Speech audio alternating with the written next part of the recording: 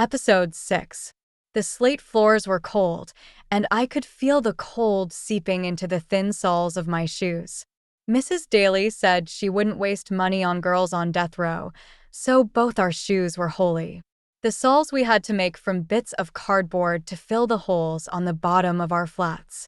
I walked out and into the corridor leading to the front door when Abbie looked at me.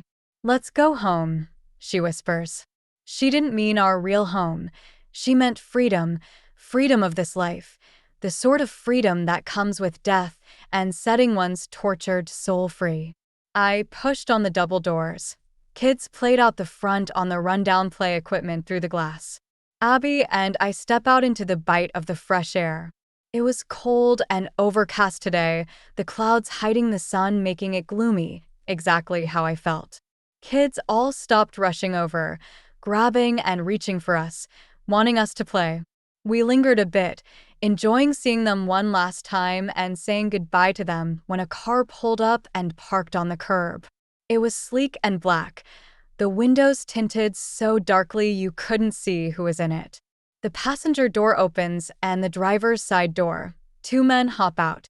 They were dressed well, clean, and looked picture perfect. But neither looked what I would expect so-called royalty to look like. Mrs. Daly rushes out in a flurry, whizzing past us before stopping. She looked over the two men as they approached the small brick fence surrounding the place. "You must be..." She stops trying to figure out who they are. "I thought the Lycan king was coming today," she asks, looking slightly upset. Abbie nods towards them, and I shrug, looking them over. "He couldn't make it. He sent us instead," says the man who hopped out of the driver's seat.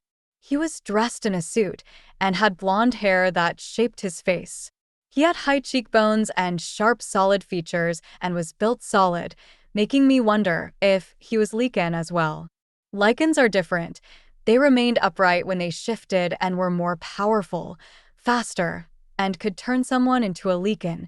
Werewolves couldn't change people and weren't anywhere near their caliber. We were practically dogs compared to them, which is why Lycans rule over all of us. Werewolves like myself were half human. Lycans are purebloods. Lycans were also immortal, which is funny because there weren't many left. The wind shifted, and I got a whiff of something. It smelt strong, and I felt my insides warm at the smell as I took in a deep breath. My mouth watered before I shook my head, wondering what came over me as my senses tried to focus on it, wanting me to find the source of it. Full story is available at novelpalace.com. Click the link in the comment section to get it free.